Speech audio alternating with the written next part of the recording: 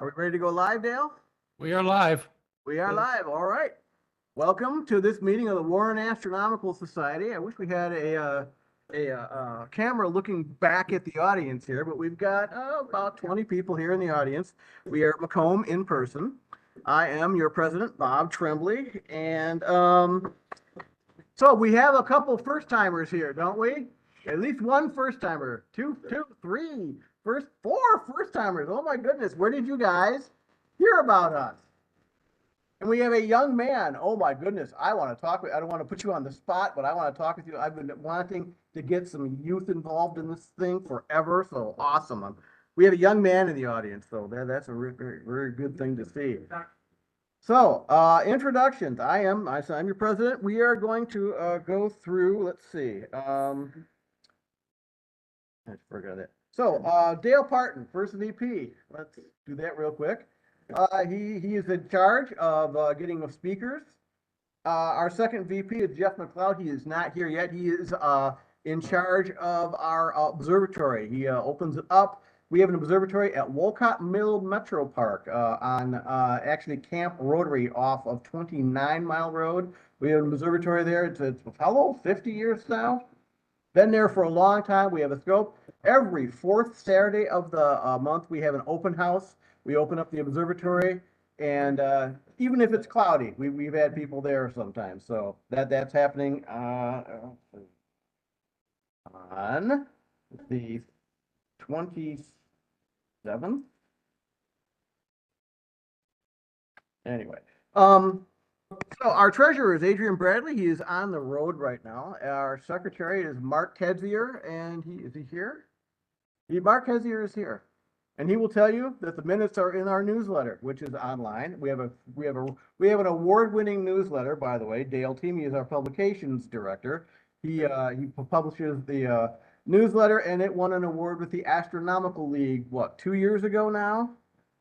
And should have won one last year as well, but that's our bad. Our outreach guy is Kevin McLaughlin. Is Kevin here? So anyway, we have a large group of people with telescopes, and they will go to go to venues and talk about astronomy and space science and set up telescopes. And we're doing a lot of events at the metro parks, and we do events at our observatory. So anyway, for current members, if you want to renew your membership, Adrian will be here at the break, I hope, and you'll be able to renew your membership either there or on our website via PayPal. I've been working with the metro parks, and our first event is coming up June 10th, and it is pretty far away. It's the Indian Springs one. It's west of Ann Arbor. I've sent a note to GLAC people, but it's just going to be a small campfire thing. They want just a couple people with telescopes out there and to do sky tours and that kind of thing. They just want a couple people. During the rest of the year, we've got like 4 other events, and some of these are going to be pretty darn large, like almost astronomy at the beach large is what they'd like to go for. I don't think they're going to make it, but I want to encourage them. So, that's my officer report. Dale, you got anything to say? Always needs more speakers.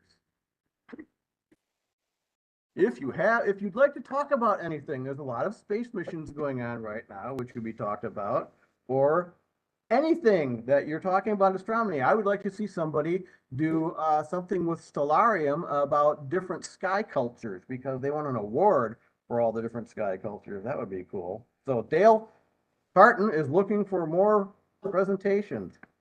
That's pretty. Everybody else isn't here yet.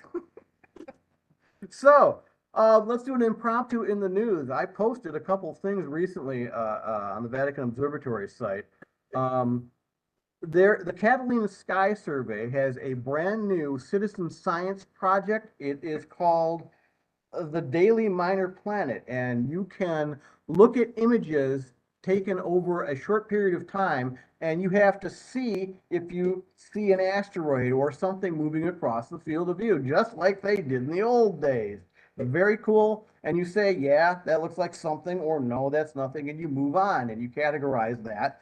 And that is very cool. I've already made about 3 dozen categorizations myself.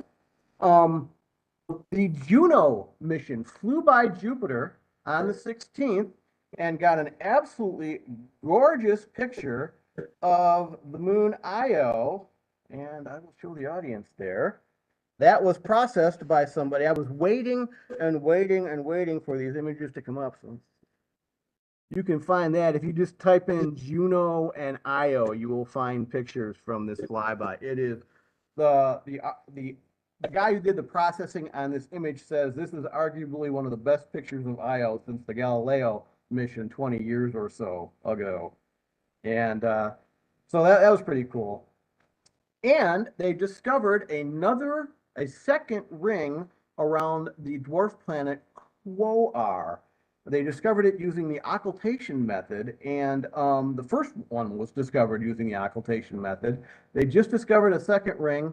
It is outside the Roche limit of Quoar, and they're very confused about why it's there. So there's a mystery on the edge of the solar system. Well, that was your impromptu in the news. One more thing. There's one more thing. What do you got? 142.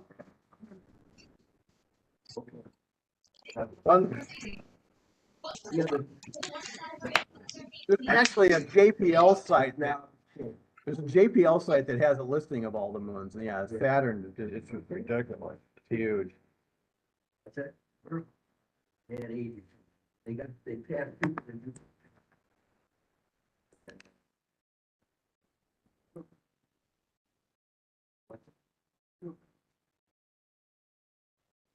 That's crazy. Okay, so special interest group. Let's start off with David Levy. Yes, you are your own special interest group. Well, thank you so much. It's such an honor.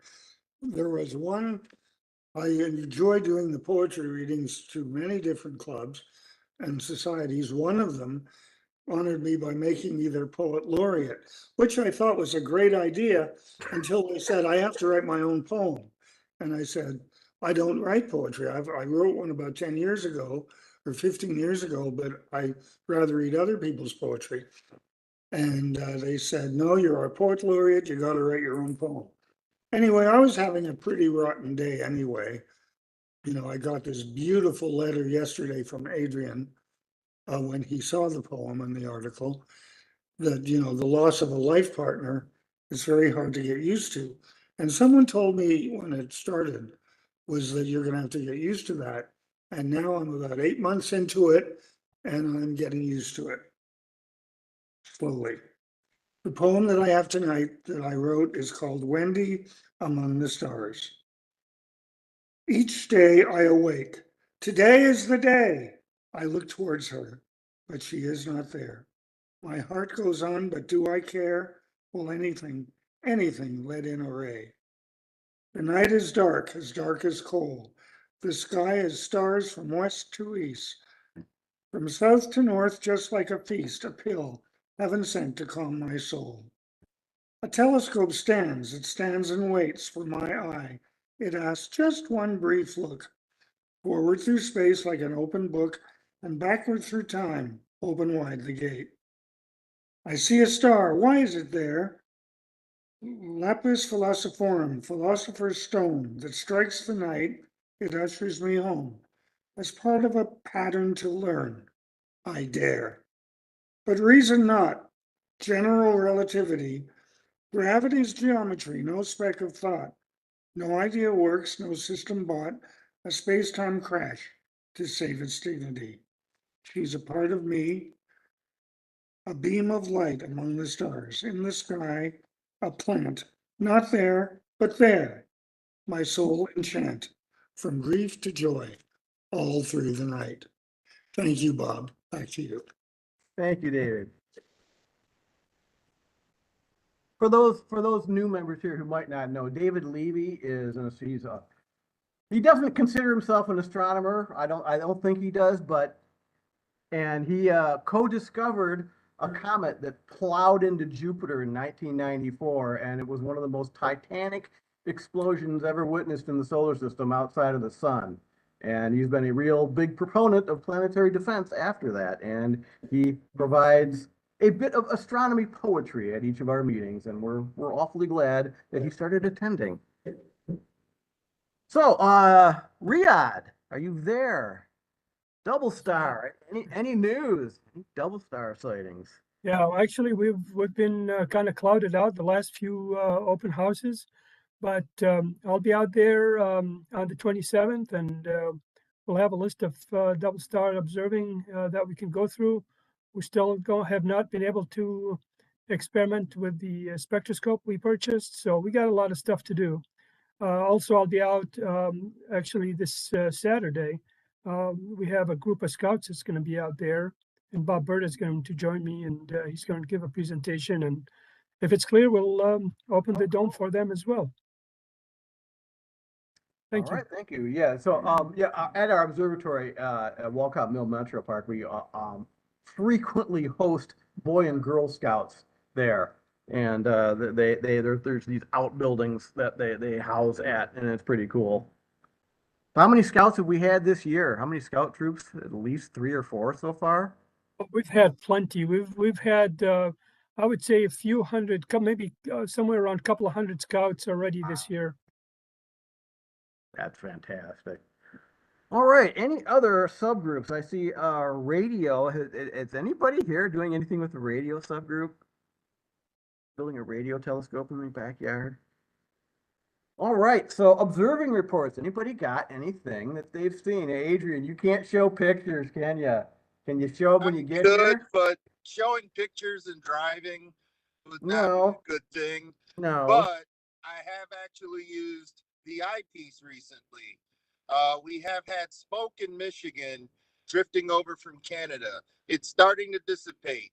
So with the modest scope and a reading of 21.07 on my SQM meter, I was able to spot Leo's triplet, the Sombrero Galaxy M12, just as a test for a new Rigel that I bought for a 102 ED refractor from Saboni, that Saboni refractor that we saw in email a couple months ago. And tracking on it works really well. So I have successfully built my outreach machine. I was able to use it at Belle Isle. It was cloudy, but we were still able to do some outreach. I found a kit by the late John Coslin that I was able to use to do some activities, and I'll bring those to my next events.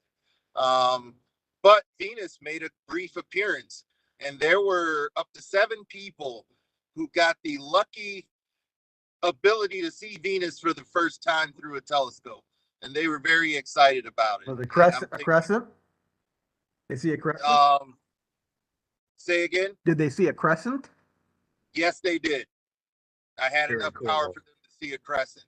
So that was a wonderful moment and an unexpected moment given how cloudy it was at Belle Isle on that day. Other than that, I have done some imaging, but I will hold off on that until I process some more of it. And again, you heard from David. I lost my stepfather last week. We put him to rest a couple days ago, and since then, I've turned to the stars myself. Now the times weren't always the best with my stepfather, but I did see some significance when I saw Scorpion rising over Lake Huron. Both he and I are Scorpios, and that it serves as a reminder of my stepfather. And so I've been able to turn to the stars for solace, and it has helped out a great deal. Which is also why I'm trying to drive through traffic to get you all in person. So I'm going to go back to doing that. By the way, the Treasury report is in the WASP and Astronomical League. I'm going to sneak that in there, Bob. This is the last couple weeks chance to join the Astronomical League. before I send in our membership. The deadline is June 30th of so next month, June 30th. The Astronomical League's year goes from July to June of the following year. So if you can get your stuff into me, I'll be there in person for those of you who are interested, and those of you online. If you're not already an Astronomical League member, please consider joining the Astronomical League and all of the programs that they offer for viewing, for learning the night sky. And with that, back to you, Bob. All right, yeah, the Thanks, Astronomical AJ. League. Very nice. The Astronomical League is an additional like $7 onto the membership, and they have a ton of observing programs, just Messier, Moon, constellations, and just tons of them.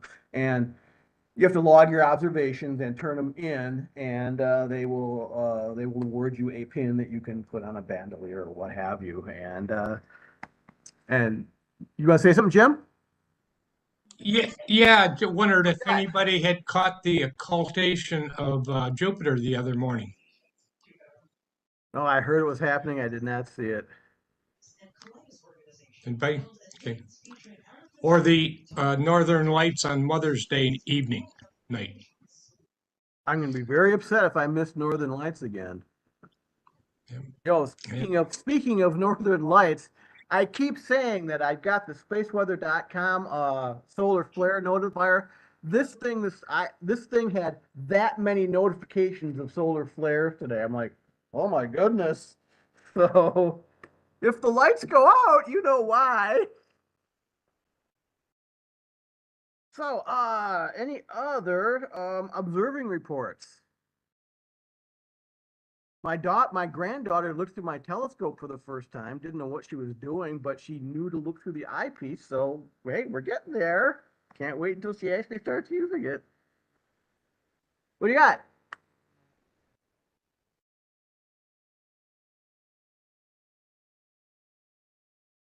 Oh, yeah.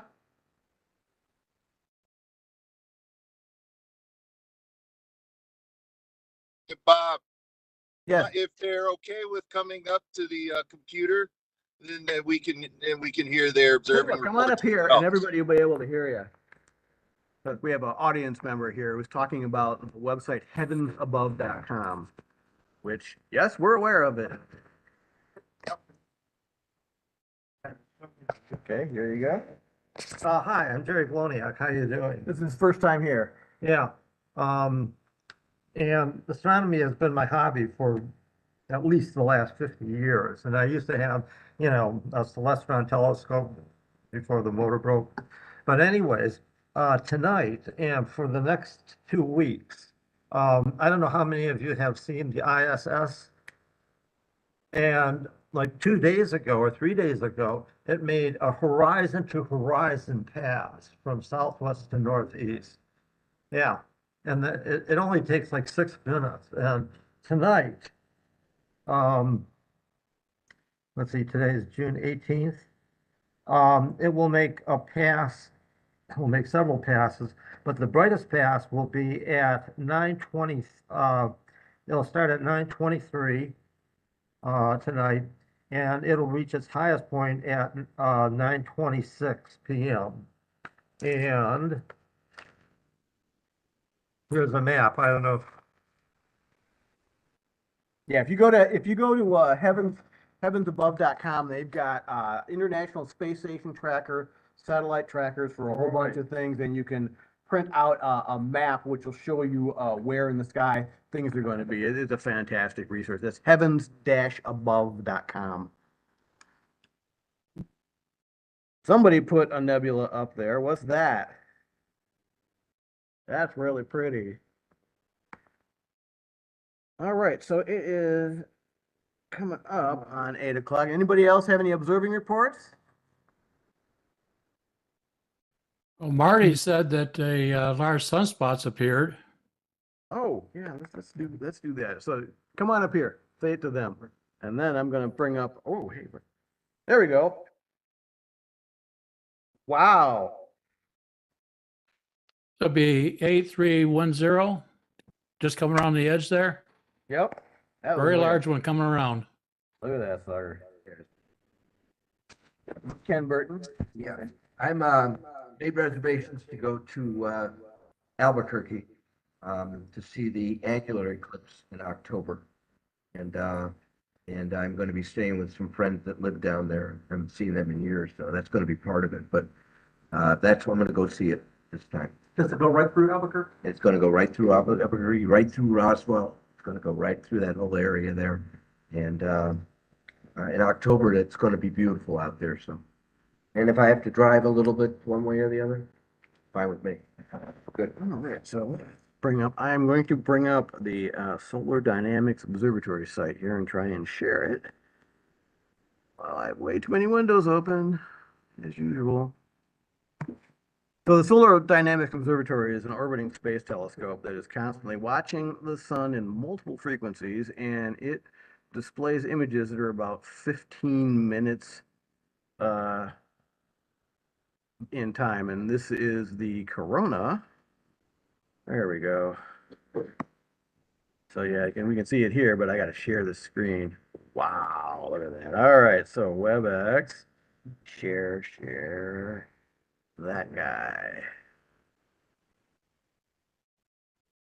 There we go.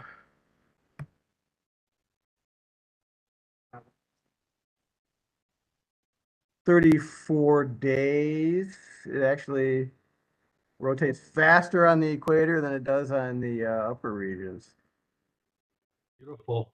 So yeah, what we're seeing here, this is extreme ultraviolet. You can't see this, and you're seeing coronal loops, a lot of plasma traveling between active regions and stuff. And as you can see, there's a lot going on the sun. It's very, very active. Like I said, I have the spaceweather.com solar flare notifier, and it was just filling up my screen this morning. Bob, this is time lapse, right? Yes, this is probably the last 48 hours. That's what this is. So let's go Wow. to, yeah, this is I love this site. Let's go back to here. That is, now you showed a whole bunch of sunspots. Let's do we have a video on that? No, we don't. So let's,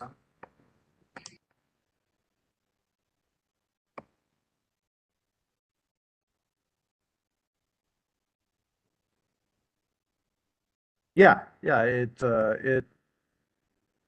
oh wow, look at that. What? Yeah, the sun rotates on a 34, I think it's a 34-day cycle. 25 days. But yeah, that's a very active region on the top there, and you can just see it. That's flaring like crazy there. This is kind of like the frequencies you can see. This is ultraviolet, but it's kind of like the hydrogen alpha that you can see with the solar telescope. But take a look. Dale mentioned that thing rotating into view on the left there. That thing's flaring like crazy. So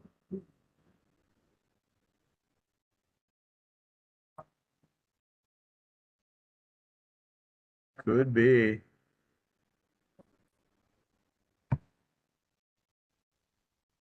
Oh, really? I hadn't heard about that. One of our audience members was mentioning that they heard some satellites got knocked out just recently by some solar storms. I had not heard that, but I believe it with all the flares we're seeing. We're approaching it. I think it's a couple of years away. So yeah, it's been it's been going.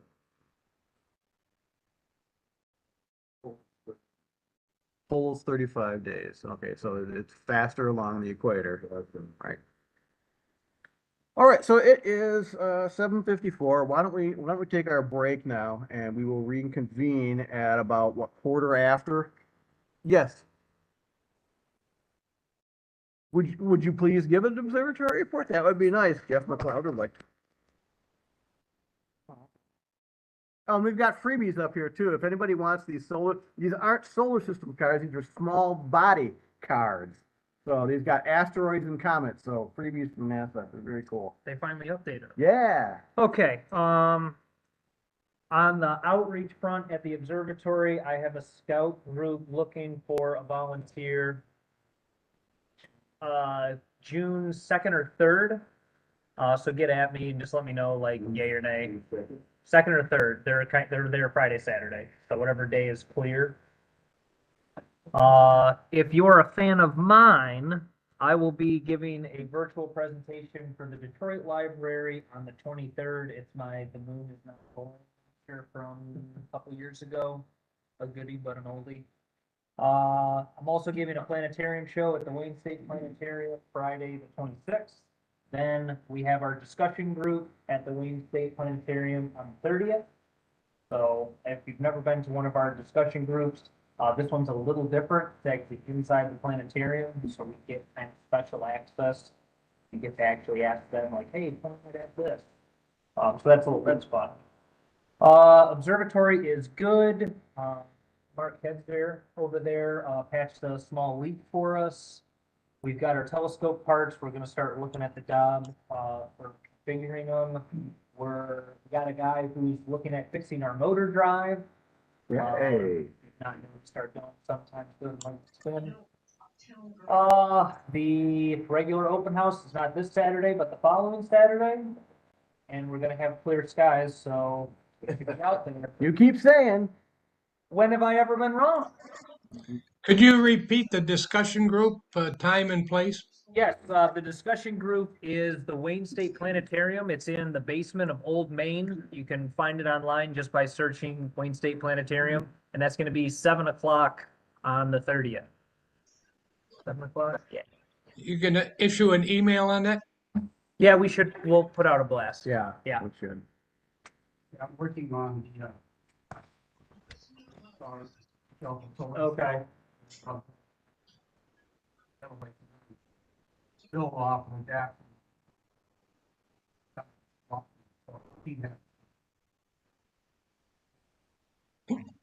Open house.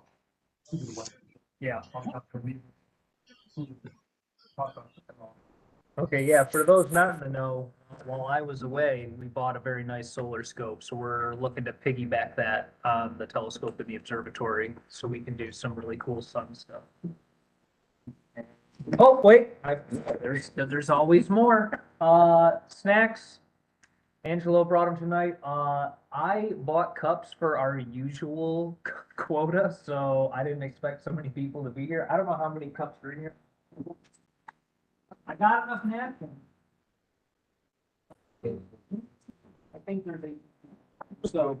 You can take the lid off and take a swig and pass it You on. know, we're all friends here.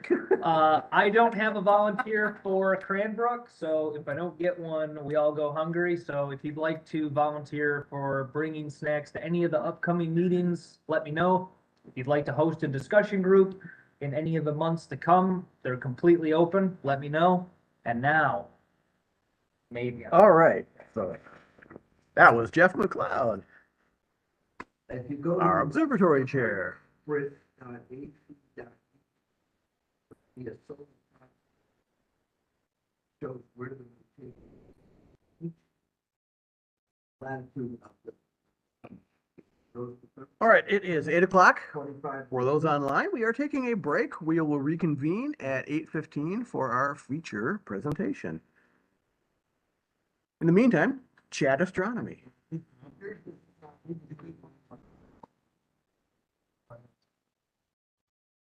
Oh yeah, you know what? I think I wanted to call the Coney Island and see what their hours are. I'm gonna call them right now. Now, the Coney closes at 10, the tavern closes at midnight, according to Facebook.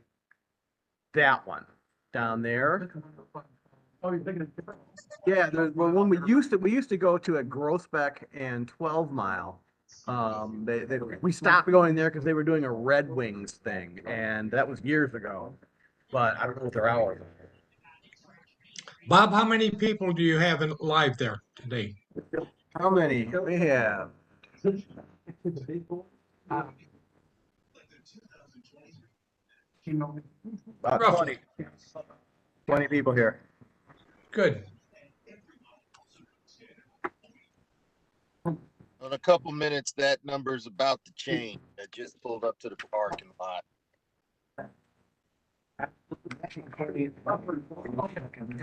Even if you're fucking through it, if you want to. Yeah, if you know anybody that wants those, take two sets of those things. I didn't. Astronomical Island, 12 miles.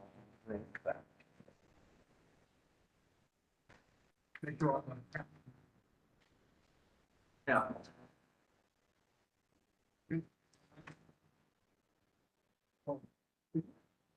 They close at 10 p.m. too. Gosh, darn it.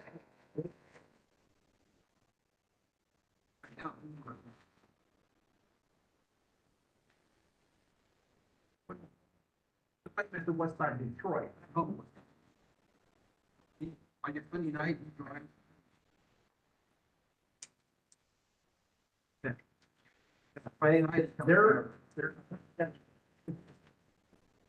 program coming. How you doing?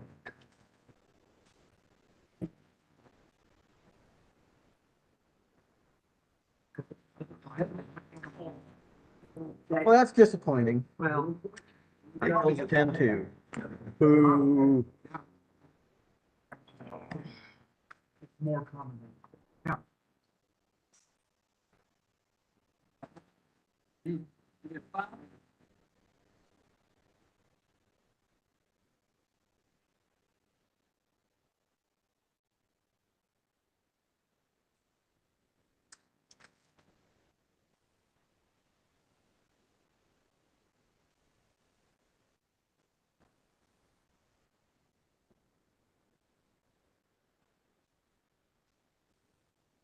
Here we go. Like a virtual. They're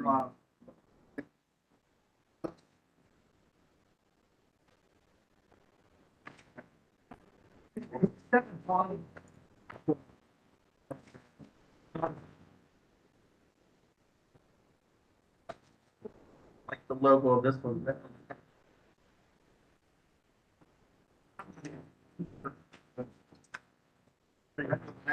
Okay.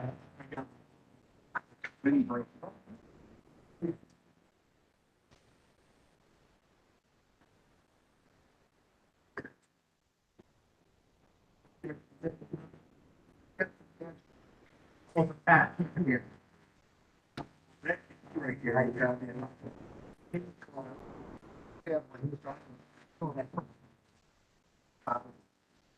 Oh, no. It's working out.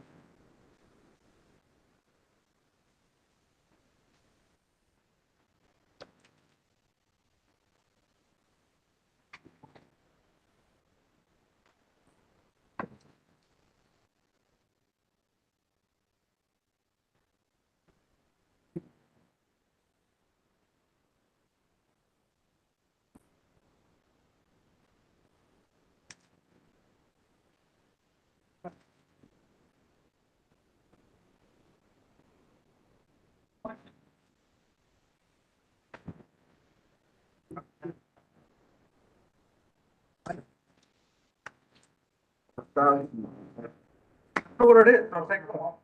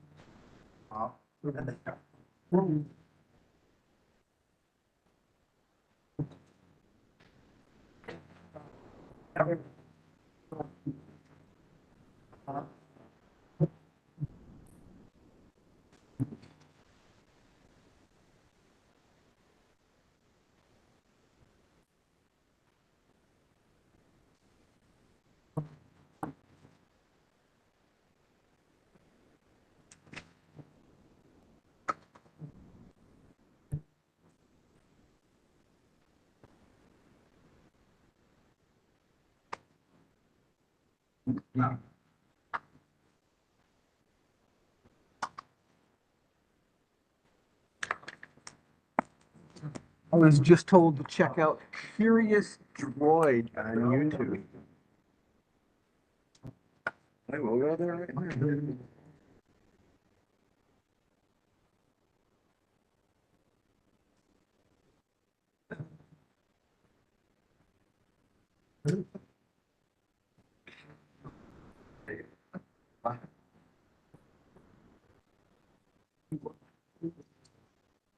Curious.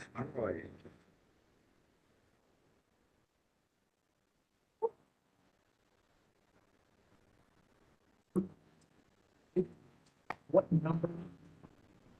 I'd like to introduce you to this, visitor, I think. I discussed it. Oh, no, they didn't. I pretty many.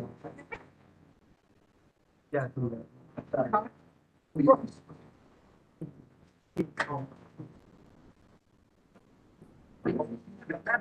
Yeah. Number of days. There you go.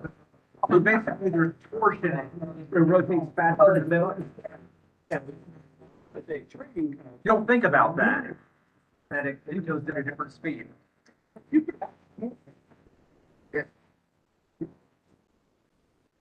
Like.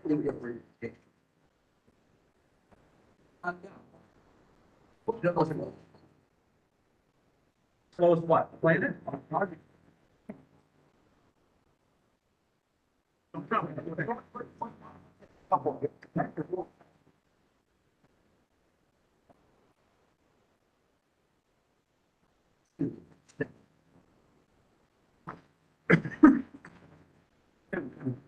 Come to WASP meetings. We have cookies. Slower than. 241 days.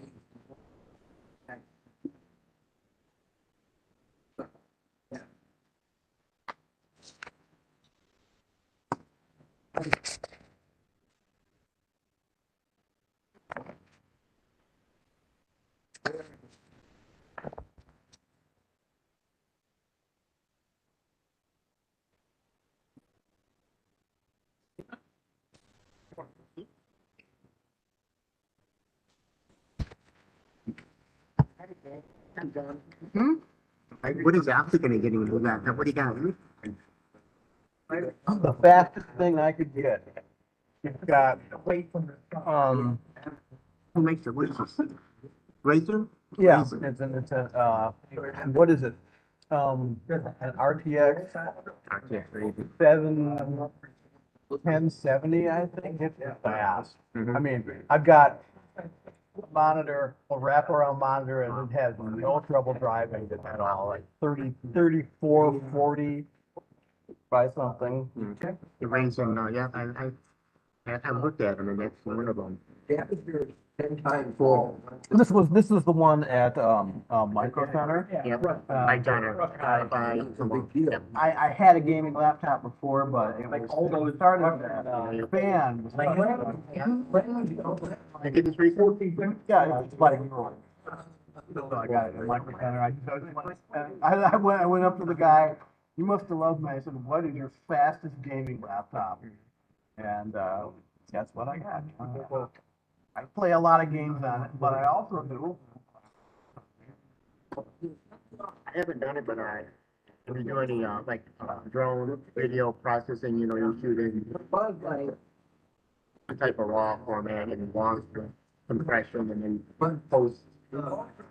No process. I'm It's like 4K stuff. No, I'm not doing video processing. I've got I a wanna have video it. editor. I podcast for the Vatican III right now. Take recording and I edit the audio and all that kind of crap. How do you use for monitors? You said you had a wraparound. I've got an ROG, AOG monitor, the curved gaming monitor. It's Like a 30, 37 maybe. It's huge. I love it. like a 4K. But I fired it up. I could not believe it. Like, You're having fun. my space game was awesome about it.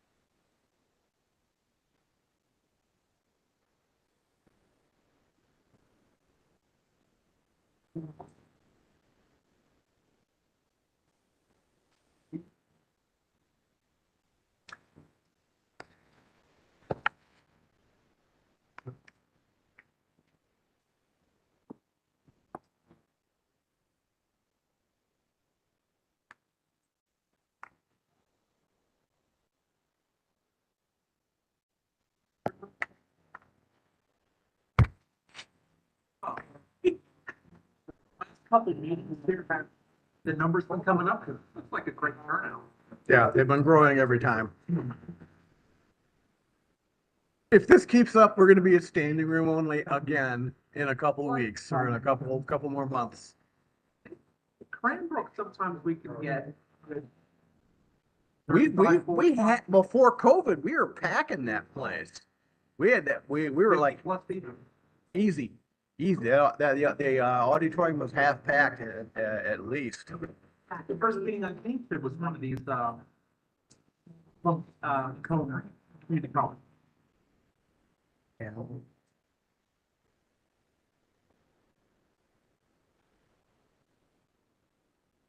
Hey, Dale, you said that Paul was gonna be logging on at 8:15? Speaker? Was he logging in from Arizona? Arizona, yeah. Yeah, he'll be on pretty soon. Okay.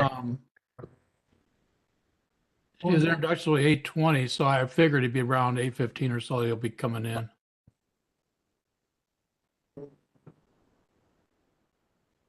I'll give you a holler as soon as I see him show up.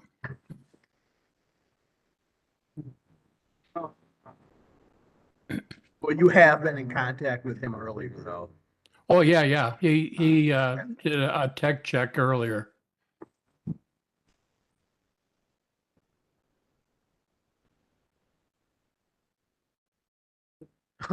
Yeah, I get so many emails, it drives me crazy. Hey, Bob, which building are we in? E, Okay, room 208. that's the problem then. I tried to go into D and I went too far. All right, I should be there in a minute. Alrighty. Our speaker should be logging on any moment now. When I first read the thing, I'm calling in from Slovakia, I'm like, no, I didn't read it for Vatican Observatory in Arizona. Probably calling in from two.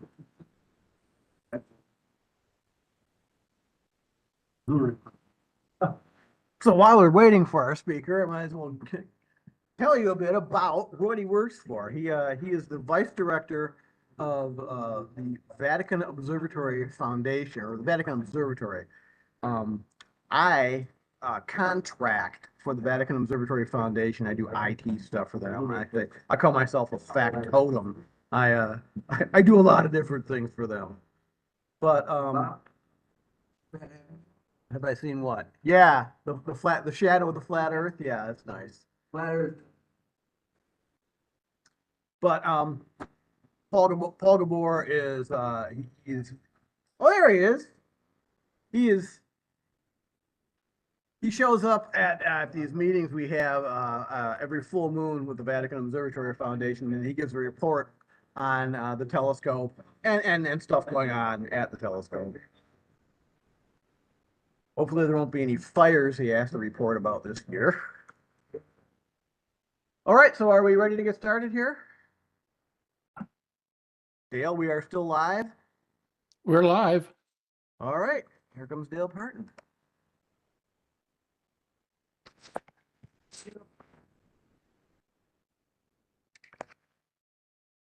Go.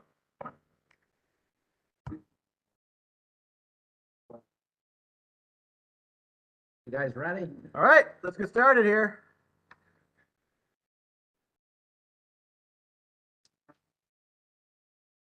Okay, let's get started. It's my privilege to introduce Father Paul Gabor. Sorry, I have a bit of a sore throat. Right.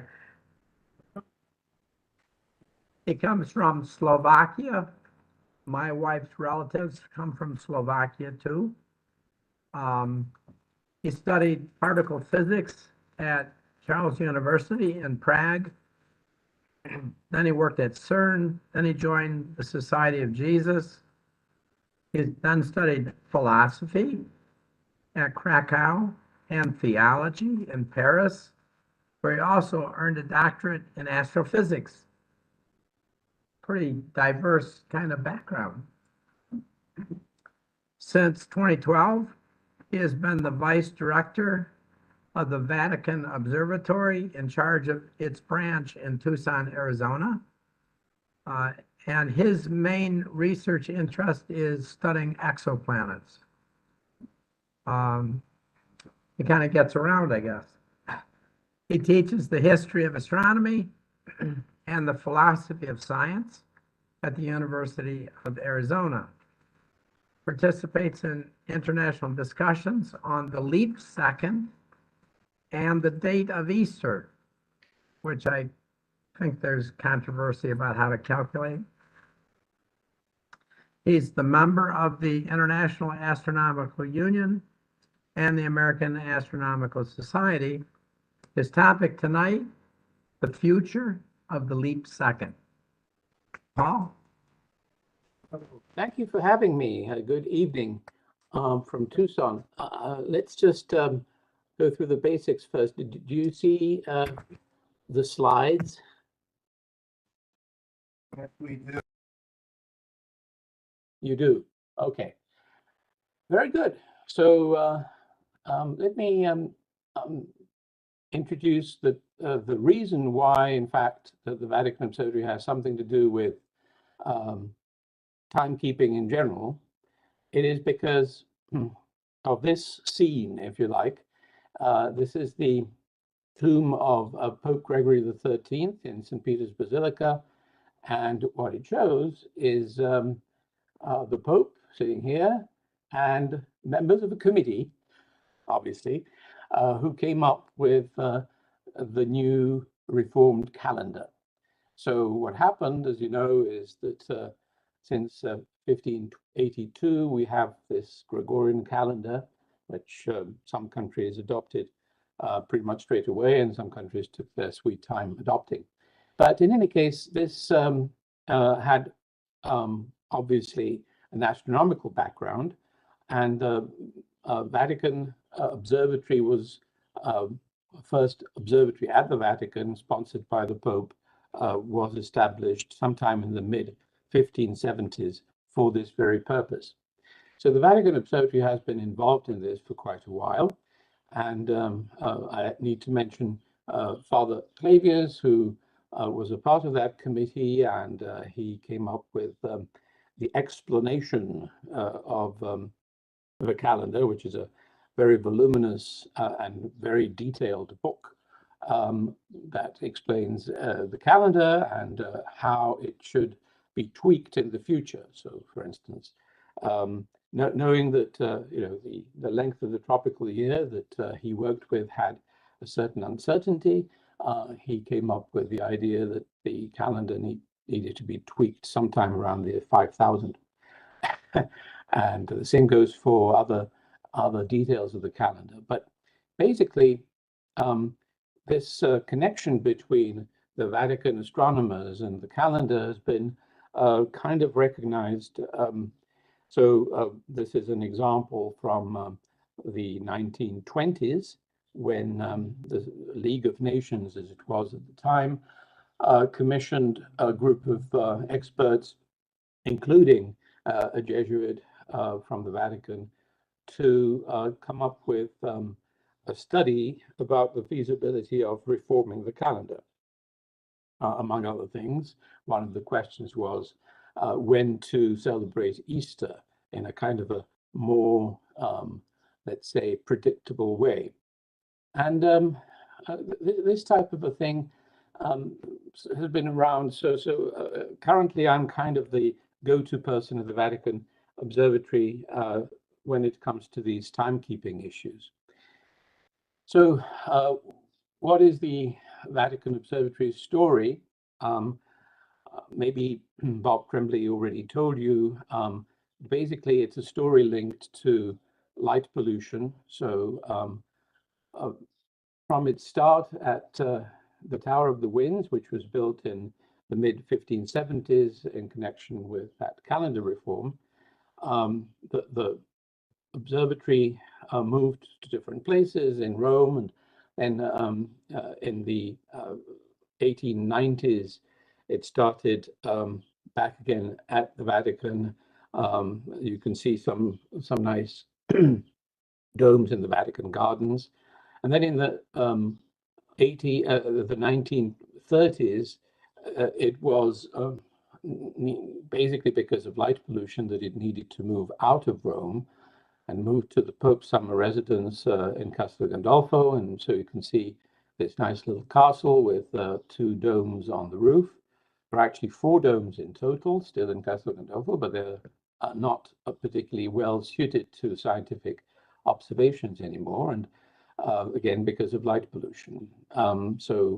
We started looking at perhaps moving the observing operations of the Vatican Observatory somewhere within Italy. But in 1978, Father George Coyne became director, and he, in fact, before he joined the Vatican Observatory, he was at the University of Arizona, and he knew the University of Arizona very well. So when he realized the Vatican Observatory was looking for ways how to conduct astronomical observations outside of light polluted areas, he suggested this agreement with Stewart Observatory of the University of Arizona. And that is what we are kind of operating under right now. So we still have a base of operations in Castel Gandolfo, which is used for various purposes. We'll start a summer school in a couple of weeks' time, for instance, for 25 students from around the world. And there are other things that, of course, people do in Castel Gandolfo. But when it comes to observing, that kind of work is done here in southern Arizona. And why here? Well, because this is quite an interesting concentration of astronomical infrastructure and of astronomers, observational astronomers, and also instrumentalists, people who build astronomical instruments, including telescopes. Anyway, in the mid-1980s, the University of Arizona produced the first spin cast mirror, which is I can go talk about that at length, but basically it's a new technology, and they had a prototype, and the prototype was a great success, but the question was what to do with the prototype. It was an f/1 mirror, so not particularly useful for a classical telescope. You needed to come up with a new telescope design for it, and that is how the Vatican Advanced Technology Telescope was created. Basically, the university said, here's the mirror, you can use it in a telescope, provided you find the funds to build the telescope and the building around it. So that's what happened.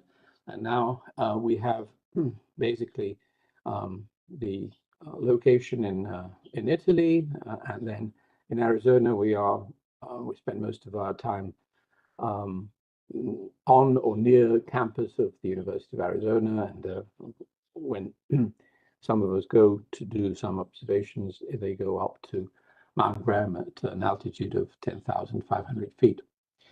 So that's in a nutshell something about the University of Arizona's connection to the Vatican Observatory and all that. The telescope is going to turn 30 in September. It will be the anniversary of its first light and of its dedication.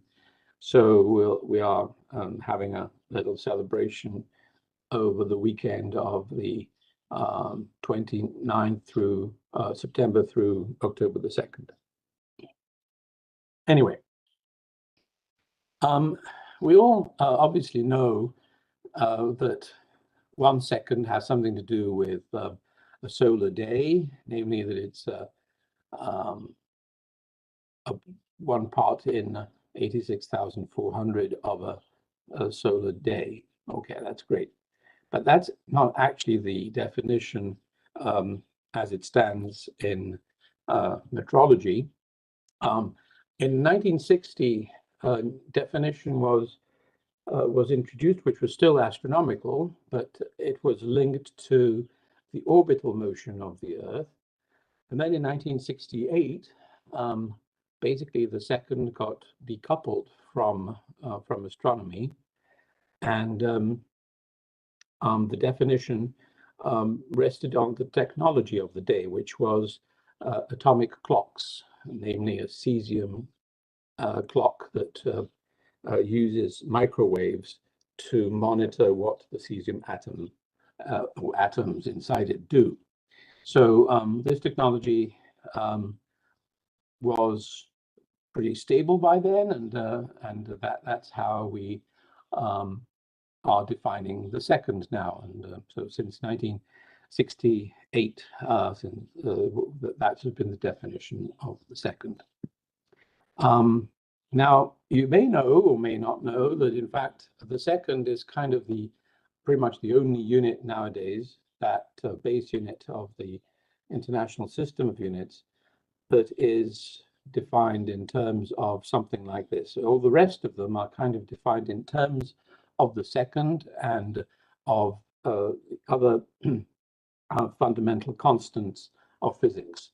But I'll talk about that a little later. But basically, this huge development in technology has meant a huge development in precision metrology.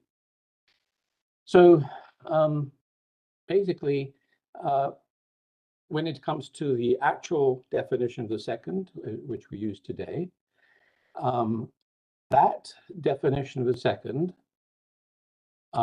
coincides with the astronomical idea of a second, which is that it's 1/86,400 of a mean solar day, back in 1826. Why is that? Well, it's because essentially the Earth is not spinning at a constant rate. Its spin is slowing down. The person who kind of realized that there was something going on was Edmund Halley. He realized that the moon was moving away from the Earth. And in fact, this observation led people to realize what was going on, namely that, in fact, the orbital momentum, the spin momentum of the Earth was transferred onto the moon. So basically, the moon is gaining more momentum at the expense of the Earth. It could be the other way around. These things have to do with the elasticity of these two bodies. So you could have a situation where you would have a different kind of an Earth with a different kind of a moon, maybe at a different kind of a distance, and where the moon would actually be getting closer. So this is, I think, the situation with Deimos, or is it Phobos? I don't know, maybe both, the moons of Mars. But in any case, with the Earth, it's this way. The moon is moving away, and the Earth is actually slowing down its spin. So this fact is nowadays studied obviously at a different level and with different types of means. But historically, what you can do, in fact, is you can go to the records of solar eclipses, and from those records of solar eclipses, you can deduce, there's this nice set of tablets that contain, among other things, eclipses. There are all sorts of other omens described in those tablets as well, but the solar eclipses are the ones that we're interested in because if you know where the observer was, you can tell simply by their stating that there was a solar eclipse observed from that spot, a total solar eclipse. You can tell very accurately how fast the Earth was spinning at that period. So there's a very nice study. The first kind of a pioneering work started looking at this use of ancient astronomical observations. And thanks to this, we have now a fairly good idea of how the Earth's spin has evolved over the last 2,500 years or so. So it's quite surprising that you can actually deduce all that from these ancient records.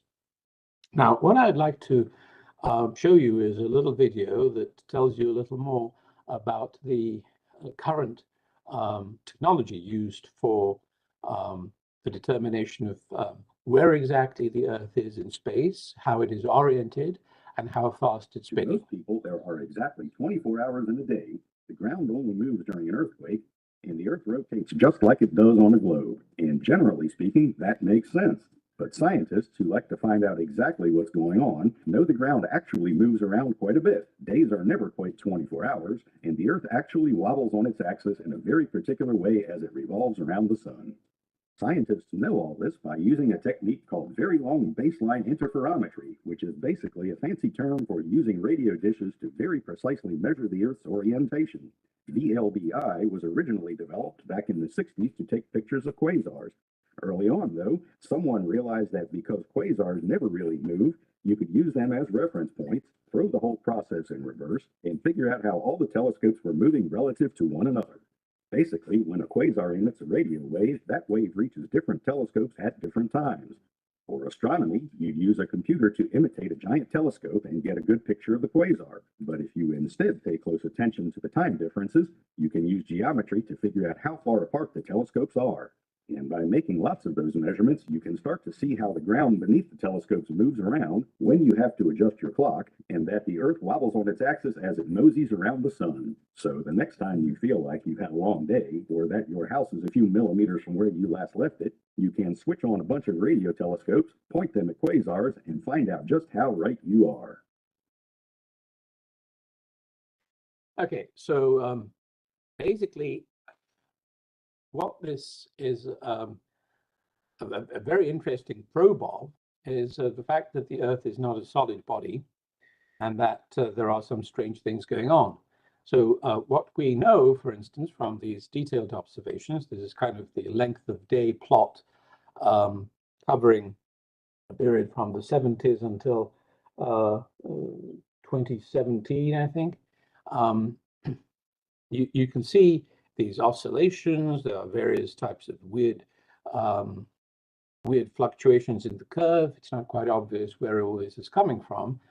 And kind of a hand-waving theory about it is that it has to do with the fact that the mantle of the Earth, which is the layer that experiences most of that interaction with the moon, is decoupled to a certain extent from the solid inner core by the presence of the liquid outer core of the Earth. So in the end, the mantle is the thing that we think is spinning down, while the solid inner core is kind of trying to stay in the same spin motion. But it obviously can't always manage to do that because there is some kind of friction through that liquid outer core. So there are very strange things going on there. And this means that sometimes the Earth actually starts moving, starts spinning a little faster than it was, just a few years previously, and then it slows down again. The general trend, obviously, is a slowdown. But as you can see in this plot, the length of day is getting greater, but there are these fluctuations up and down, and this makes things rather pesky. So in 1972, a thing called the leap second was introduced. What does that do? Well, it basically smooths out these problems because for very practical reasons, people have started effectively using the atomic time, which is a uniform time scale where there are no irregularities. It's just chugging along at the same rate all the time. So in order to somehow keep pace with what the Earth is doing and how the heavens are actually moving kind of from our point of view, people introduced this thing called a leap second. So once in a while, at the end of the year usually, but it could in principle also happen at the end of June, a second is introduced so that the difference between the atomic time scale and the time scale which is the real astronomical time is kept below a certain limit. That limit was determined as 0.9 seconds. So whenever there is the situation where UT1 minus TAI would grow to be above that 0.9 seconds, you introduce a leap second and everything is kind of okay for a while until you have to do that again. So as you can see, this is how it worked over the last 2 decades. The leap seconds were introduced, I forgot, I think it was 19 times since 1972. And you end up having this this kind of a thing that you have to keep track of if you want to know exactly what was happening when. Now, in 1999, some meteorologists came up with a proposal to get rid of the leap second because they said, well, it's not a very nice thing and it makes things awkward and it's yet another thing you have to keep track of, right? So essentially, if you want to know exactly when something happened, you need the timestamp, but then you need to go and have a look at this plot and say, okay, so this timestamp meant that there were so many leap seconds introduced since the timestamp was given. So how many seconds ago did this thing actually happen depends on a good record of what exactly was going on with this leap second mechanism. So people came up with this idea of getting rid of it, of getting rid of the leap seconds. That is basically just introducing a time scale of some kind that would be pretty much the same as the atomic time, but maybe moved a little bit, just translated by a few seconds here and there. And you end up having then a huge debate. Do we want to get rid of the leap second, or do we keep it? So there's been a few conferences. I've kind of got involved in that over the years. The last conference of this kind for the expert community that brought a bunch of people ranging from astronomers to people who are interested in collecting clocks and people who are working for the Pentagon, to people who work at museums, all sorts of experts in timekeeping. And we had, as I've said, these 3 conferences. Now, these are not obviously the groups where the actual change comes from. That happens at a different forum, namely at the level of the International Telecommunications Union, which, believe it or not, is the international body entrusted, I guess, in the 1920s by the international community with time signal propagation. And because of the long inertia of this international diplomacy, this is still the body that is kind of in charge of time on the world level. Now, what happens in practice is that you have, once in a while, and not particularly regular, these World Radio Communication Conferences, and pretty much every World Radio Communication Conference since the 2000s has had some kind of a debate about the leap second. Of course, the World Radio Communication Conferences are mostly about allocating frequencies for various radios and smartphones and television and the military, and you name it. So this is very much on the fringes of what these conferences are about. But the debate has been ranging on for 20 years now. And believe it or not, this year, in I think November, in Dubai, there will be a World Radio Communications Conference 2023, and they will be voting again about the leap second. So they put together a special issue of the ITU News magazine for the diplomats who will be present there. These diplomats obviously get information from their governments, from the various departments of their governments, but the ITU also prepared a little dossier, and believe it or not, I ended up being one of the people who contributed to that. Basically, what happened in the meantime was that the International Bureau of Weight and Measures weighed in the debate, and they said, well, if there's nobody else, we'll be the ones who will kind of try to keep this thing straight. Because what is actually going on here? Well, if you get rid of the leap second, what practical implications does this actually have? Well, most people obviously will be quite happy.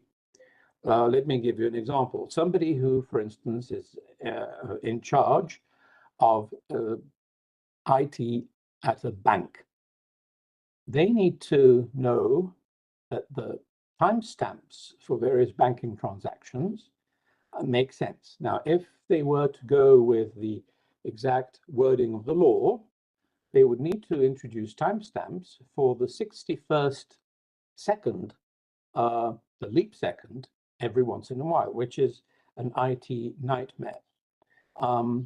And this is not, an easy one. So in fact, what the financial sector has come up with is a very interesting little workaround where they change the frequency of their clocks so that they kind of stretch out that 1 extra second over 2 hours so that no actual 61st second is introduced into any minute.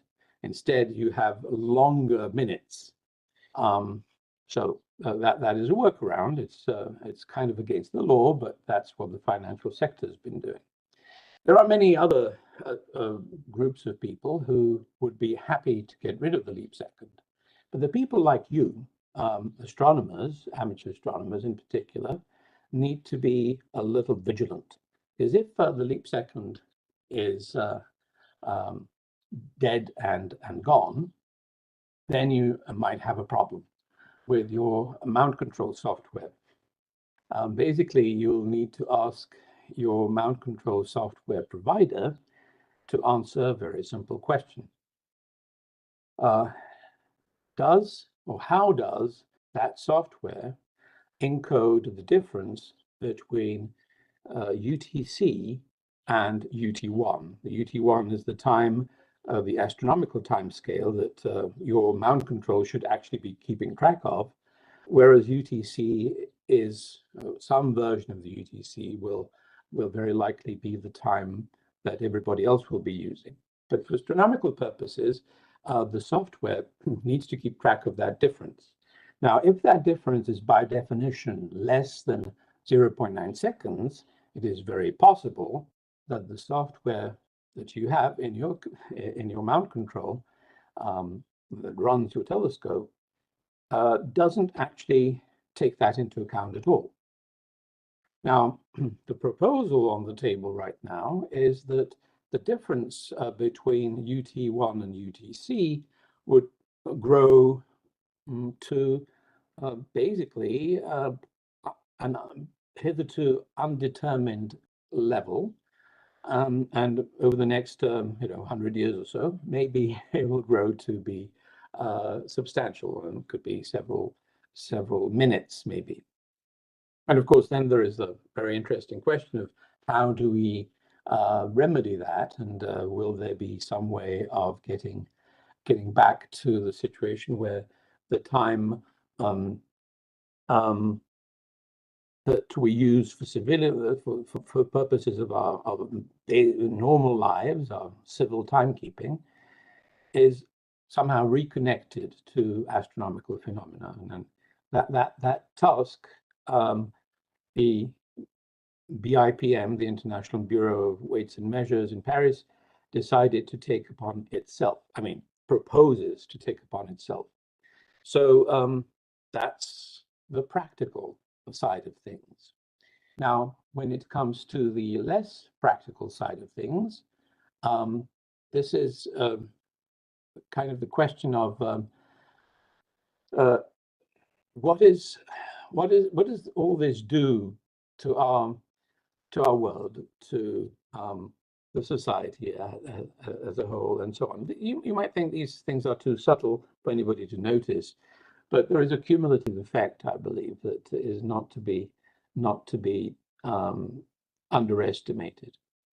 And we can kind of see many people who are not particularly happy with the idea that there are all these experts who kind of run things without telling anybody. And this type of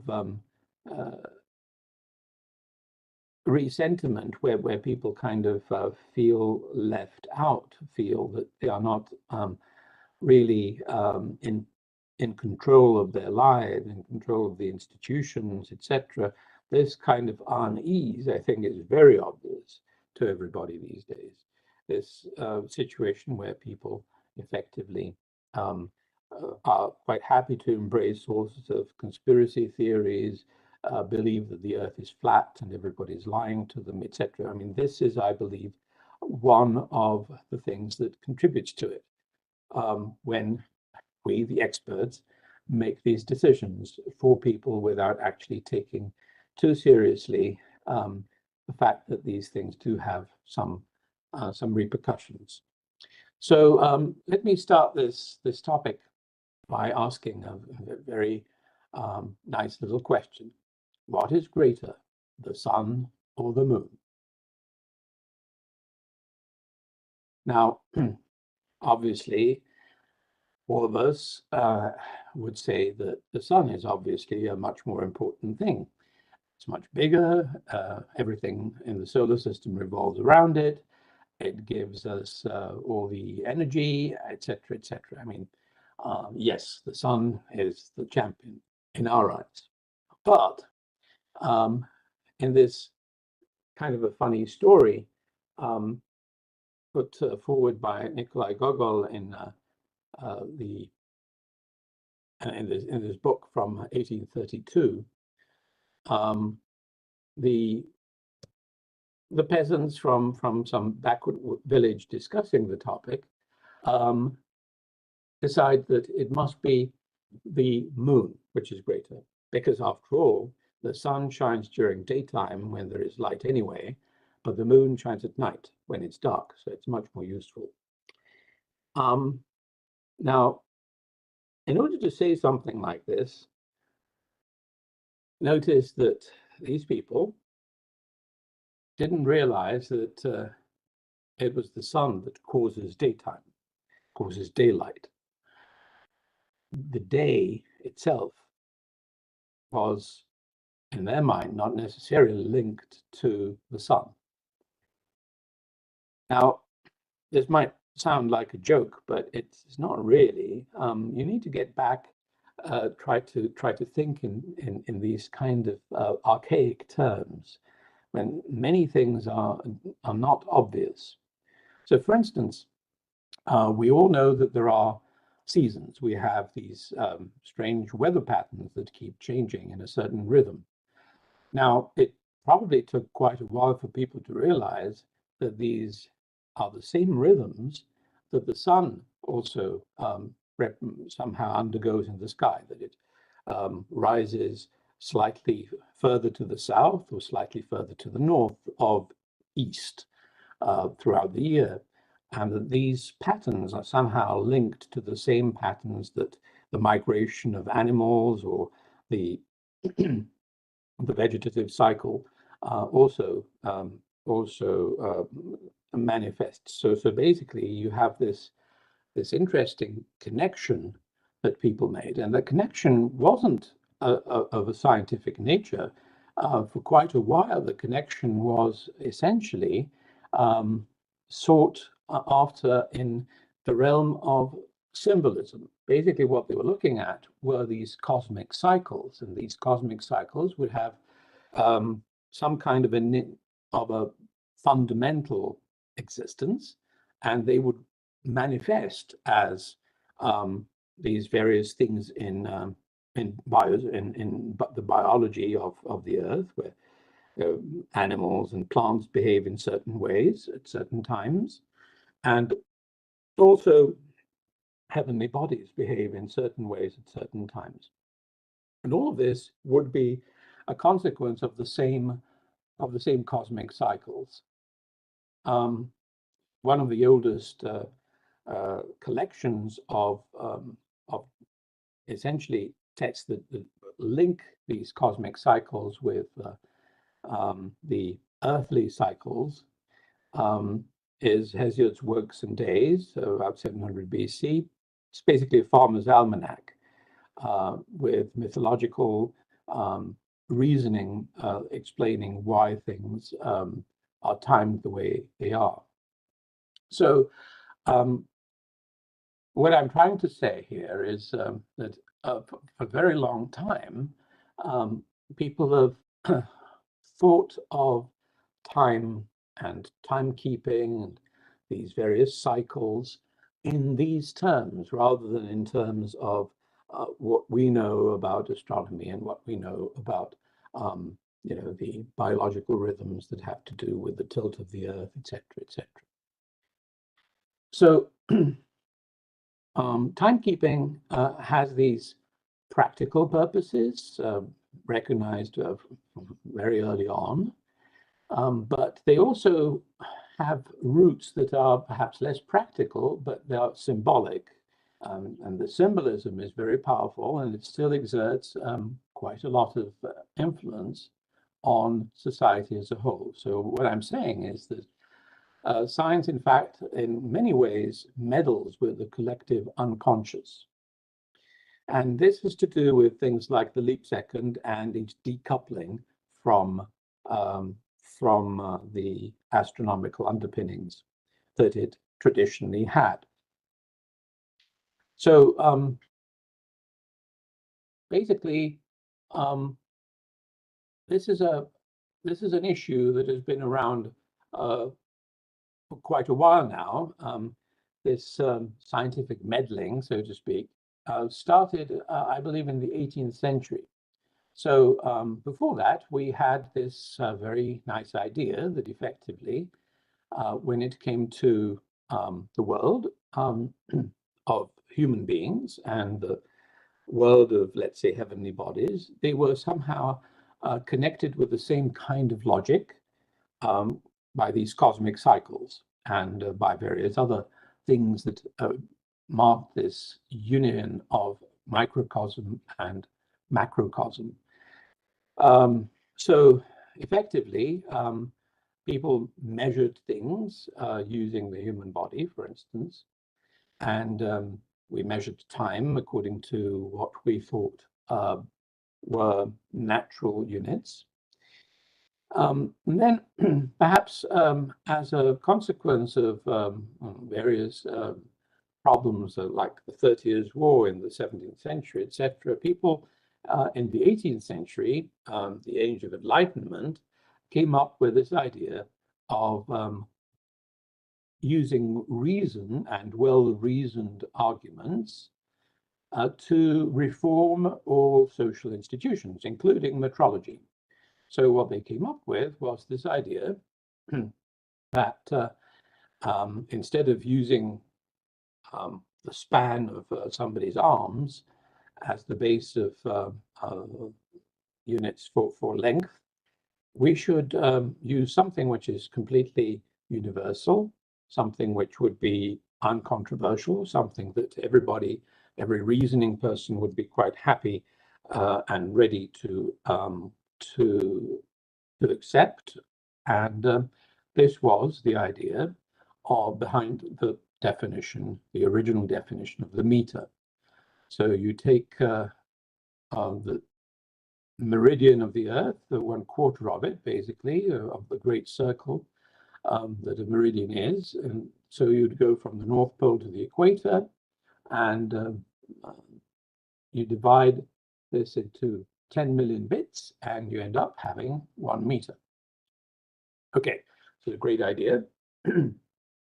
And it kind of started this whole move towards a more reason-based, more, let's say, scientific metrology, where effectively some group of experts tells people, you see, we reasoned this out, and this is the best way how to run things. So this is the way to do it. And every reasoning person who has the appropriate information at hand will be in agreement with us. This is how to do things. So as you know, the SI system of units has been around for a while, and you might think that you've been sheltered living in the US from it, but that's an illusion. So these are the obviously the metric world is growing, but in fact, even the idea that the US is not using the metric system is kind of just a veneer. In fact, since 1959, the yard and the pound had been defined in terms of SI units. So somehow under the hood, you'll find this, or at least you found at that time this. So what is this? Well, this is the international prototype of of the kilogram, right here, this guy. These are some of the other prototypes. And this thing here is the international prototype of meter in its nice box. So these are the things that were used to obviously create various standards that were then used by national laboratories like the NIST in the US to determine secondary, tertiary, etc. standards for measurements. Now, you may know that there's a little bit of a problem with this because we don't really know how much the prototype kilogram actually was or is, because it was put in that safe in 1889 and it was only measured once in 1946 and then again in 1991 since then. So it's not as if people actually were using it.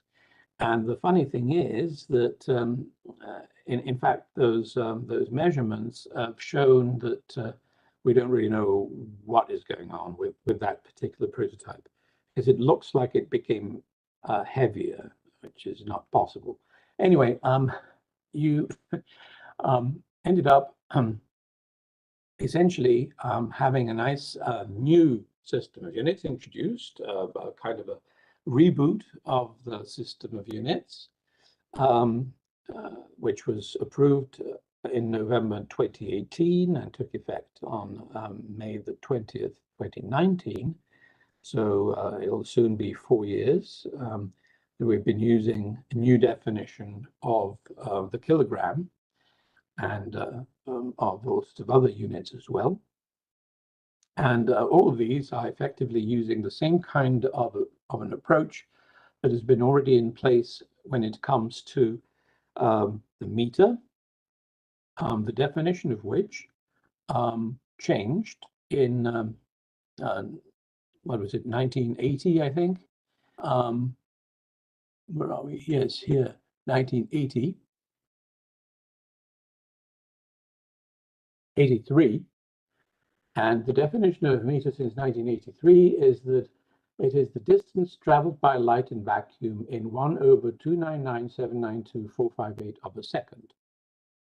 So in other words, the meter is defined in terms of a second and in terms of a numerical value which was set by this definition for the speed of light in vacuum. And the same principle since 2019 applies to the kilogram with the Planck constant. It applies to the mole with the Avogadro number, and in regards to electric current and electric charge with the elementary charge, or the charge of an electron, if you like. So all of these things are now defined in this kind of using this kind of a logic. And this means that instead of having a rather inelegant relationship between the individual units, now we have this very elegant system where effectively you just have the second determined as a multiple of this particular time or period of oscillations of the cesium atom, and everything else is kind of defined in terms of these natural constants, E, C, K, H, and A. So this is all very nice. The only thing that kind of is still weird is the candela, but who cares about that, right? Unless you are a lighting engineer, nobody really else cares about candelas. Anyway, so you end up having this system, which is kind of more elegant and nicer. There's only one little problem. Remember, in the days of yore, you could basically tell your children in the school that this is this thing here on the left of the screen. That is the international prototype of a meter. It sits in a box, and that's how the meter was defined. And everybody basically had to agree that you have to have one prototype for as a standard that everybody would agree on. And the same goes with the kilogram. So you have this kilogram sitting at BIPM, etc., which is basically a suburb of Paris. and everything is fine and logical, and it all makes sense. Except nowadays, of course, you can't say that anymore. You have to go and you have to explain to the kids that, yes, we are kind of using all these fundamental constants of nature.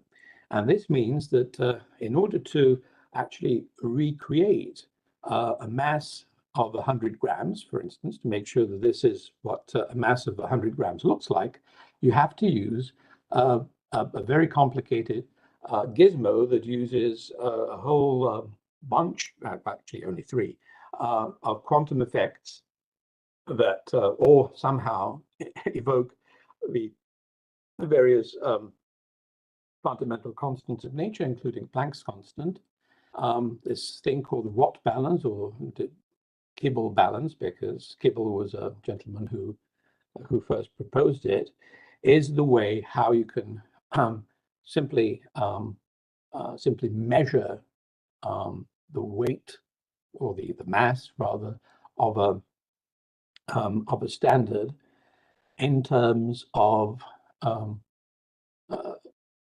effectively the Planck constant and the speed of light and the elementary charge.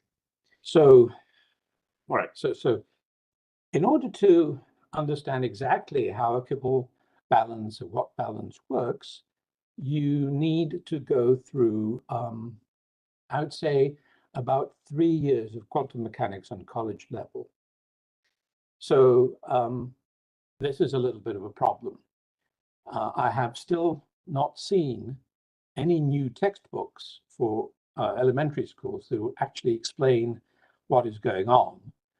And yeah, so this whole thing is going exactly in the direction I mentioned before, this alienation where people kind of feel that they don't really understand the world they live in anymore. And I'm just trying to be cautious about abandoning the leap second, because I see in that move a kind of a move that goes in the same way towards a certain world where the way it actually works is only understandable if you are a scientist, and then and even then, you have to be a scientist of that has the appropriate education, appropriate field of science. Of course, if you feel that science is great and that you can be confident that the scientists are doing a great job, then you're good. But if you don't, then of course your whole outlook might be just getting a little more and more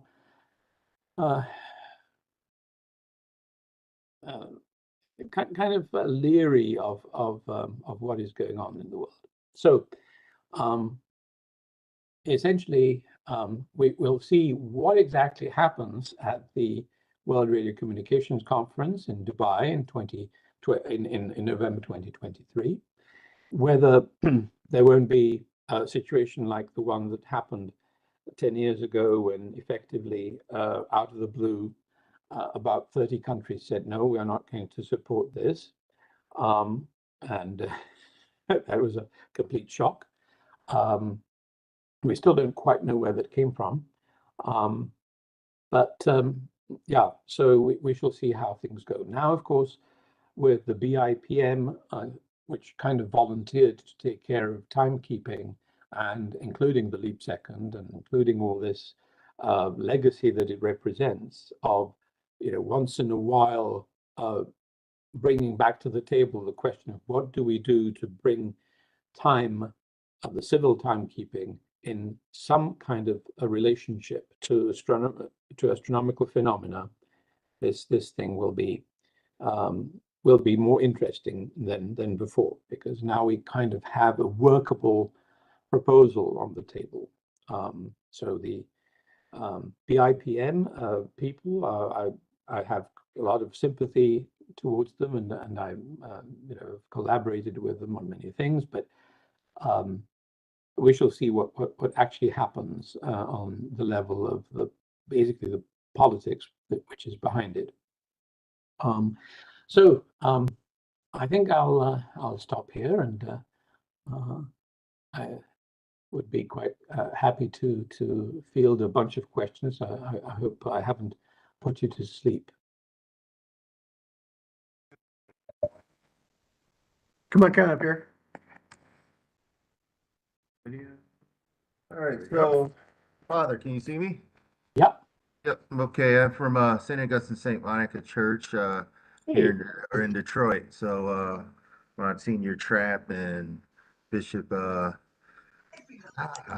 it's not Aldebaran the Star, Ignorant, who you may know of.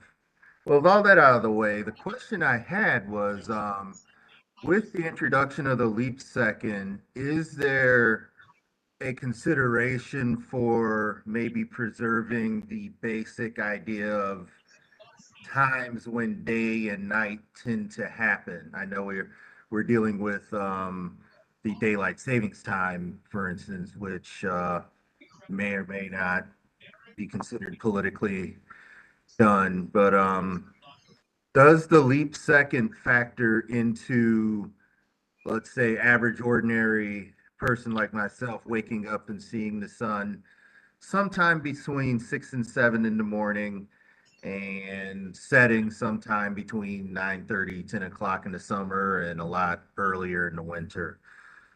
So no, that is the fact that we are using this mean solar time. It doesn't mean that it's somehow bad or unpleasant. Mean in the sense of averaged out. So what we do is this is a thing that has been already introduced in astronomy a while ago, before even atomic clocks were around.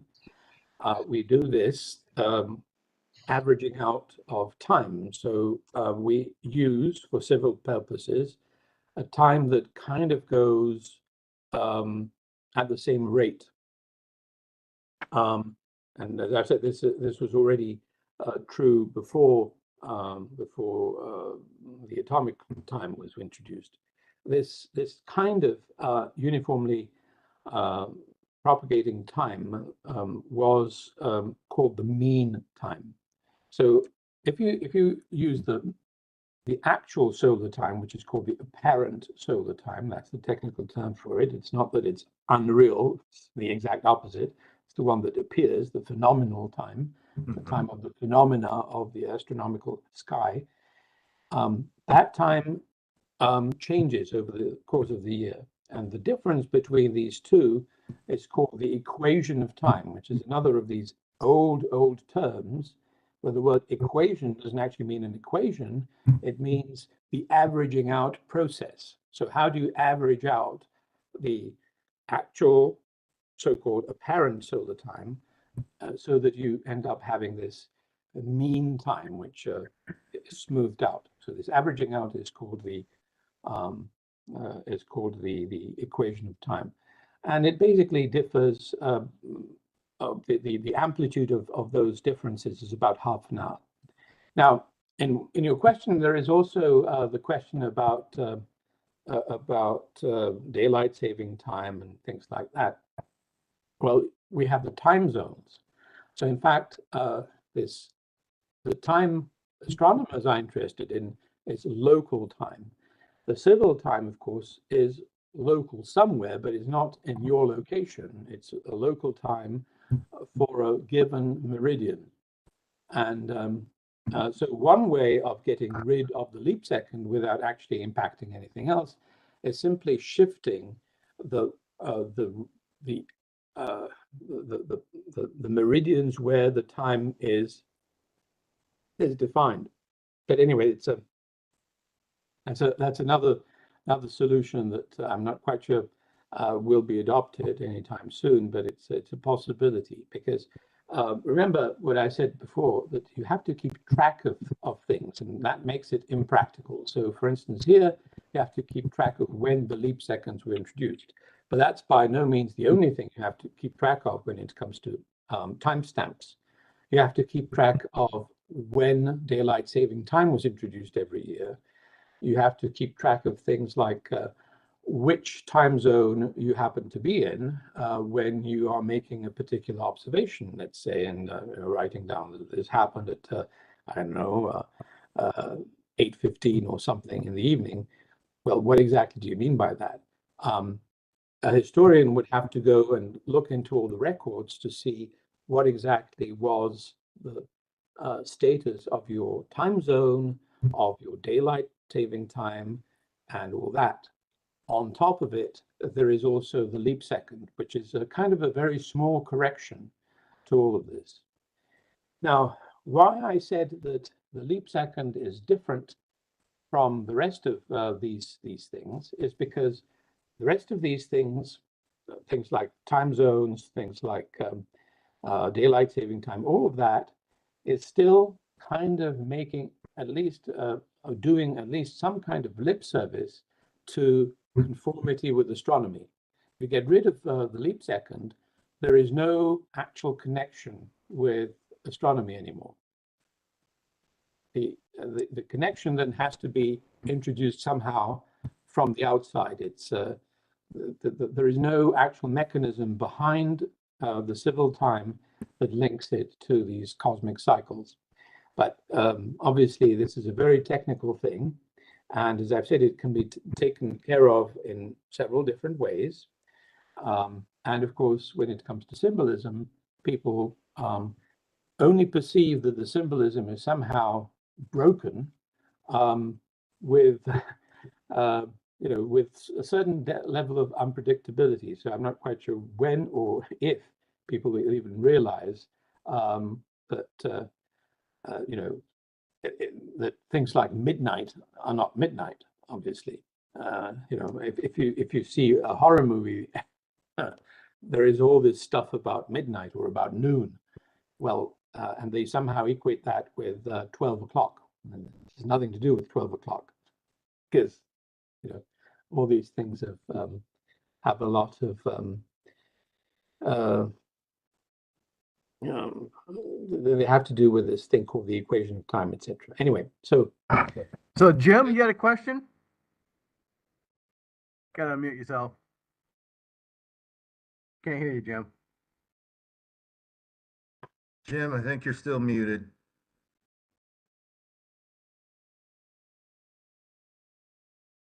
No. Yeah, Father, I wonder if you could comment on whether you think artificial intelligence will affect this issue. Not in any direct way that I can think of, no. Okay, thank you. It might be too early to tell. Right. I mean, it would be able to keep track of whatever comes out. Yes, we have a question from the audience here. Come on.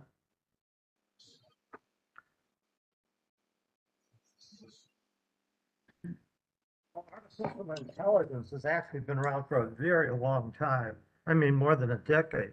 The big thing now, of course, is ChatGPT. And it has now gone through at least 6.5 generations. And like, for example, my nephew who works at the GM Tech Center,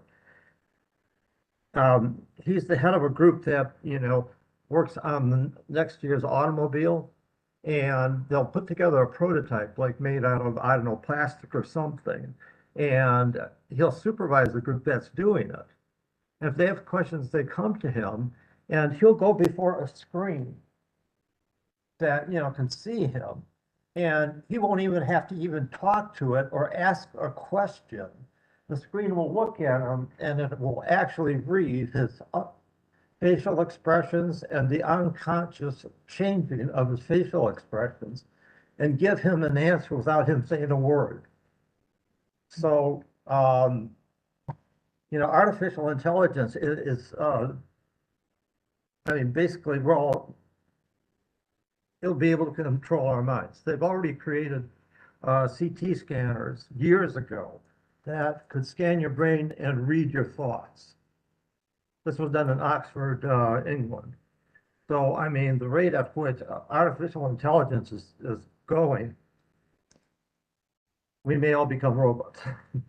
I've been seeing a lot of artificial intelligence on the news in the last 2 weeks, more than I've ever seen before. And it's all bad right now, and I'm Right. not enjoying that very much at all because I am sure that it could be used for astronomy and science. And Oh, yeah. When you have the AI built a tool that you recognize what it can do,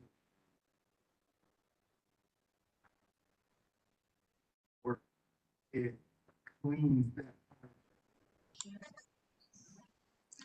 I think fortunately we won't have to, in our, especially us older folks, won't have to deal with this issue.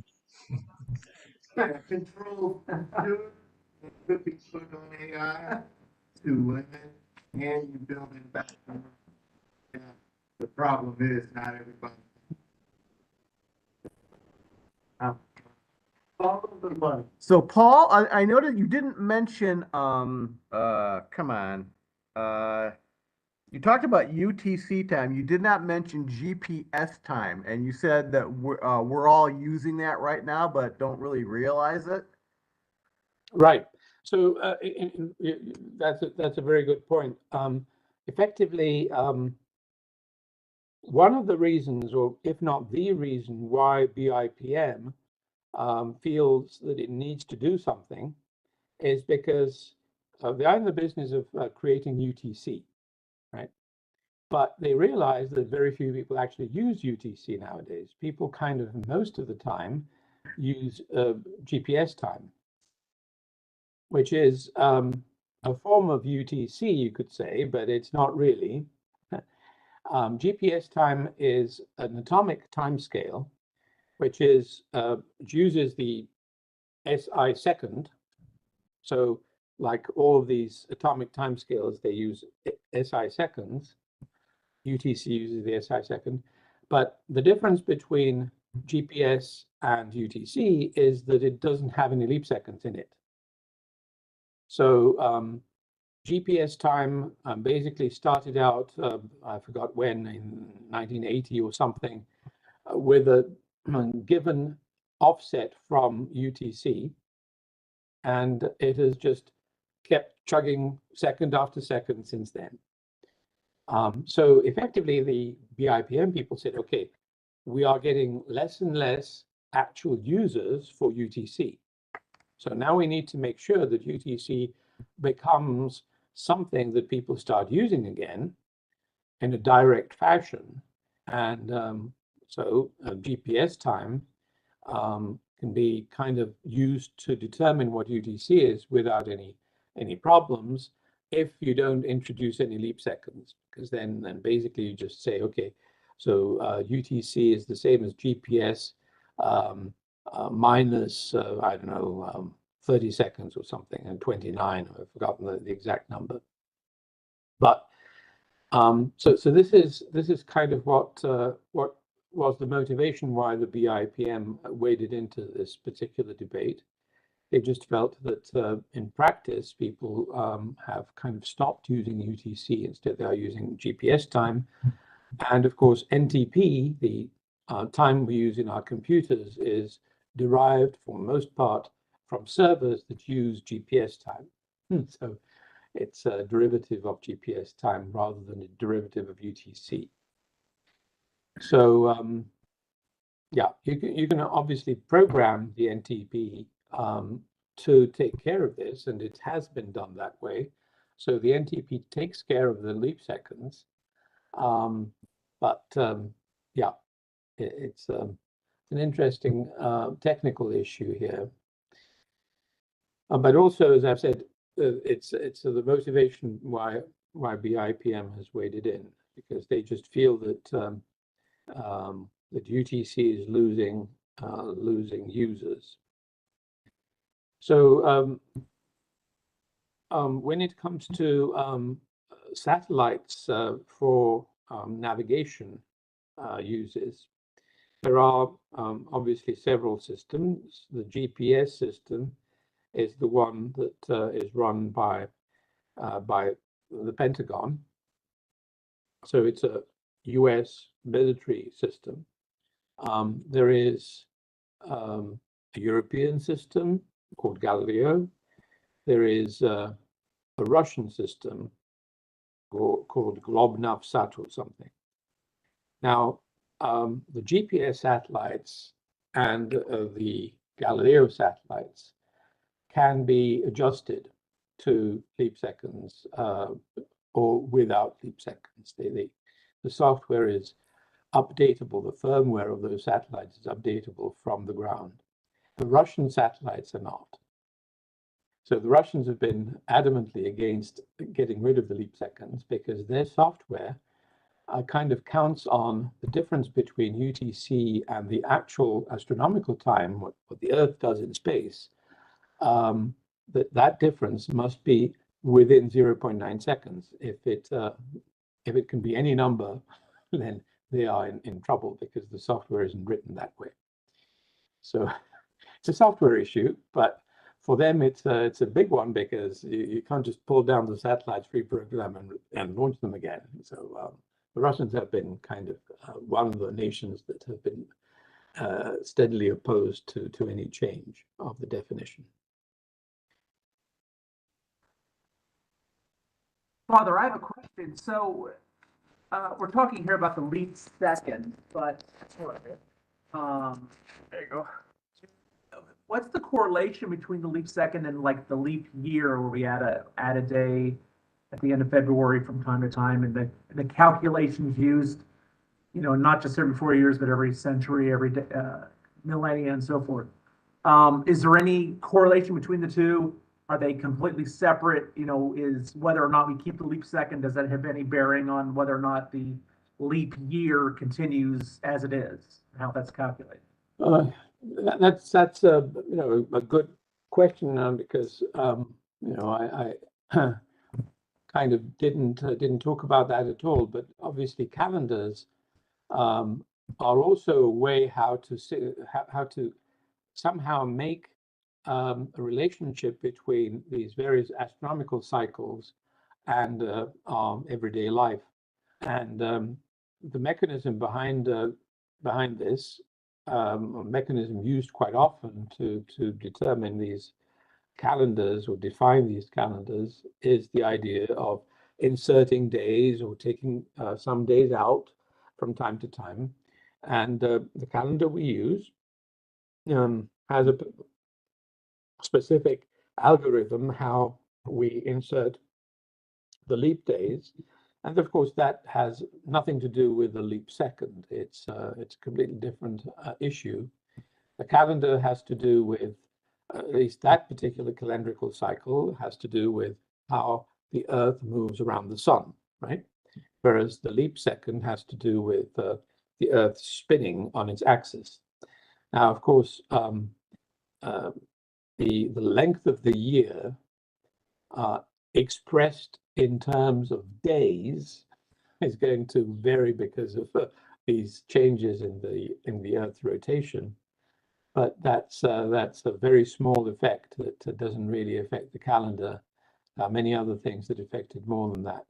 So the calendar essentially has the leap second, the leap day that we introduce at the end of February every 4 years, except for 3 Februaries every 400 years. That leap day has little to do with the leap second. It's a different scale of corrections.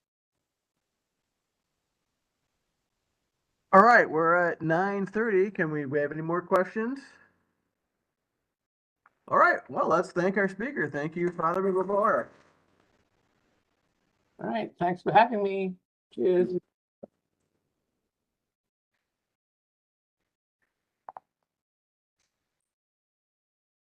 Come on.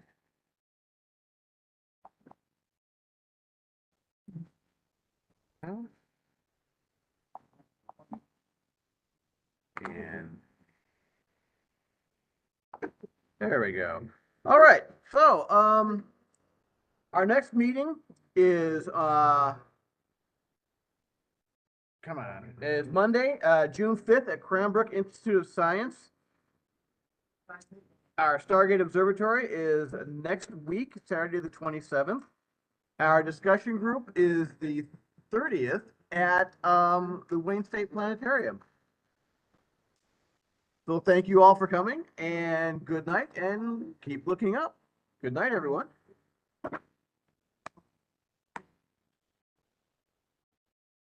Thank you, Dale.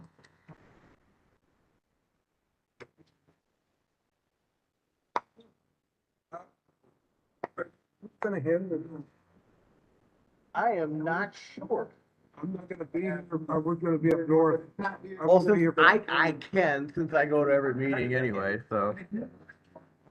Shut down. Night, everyone.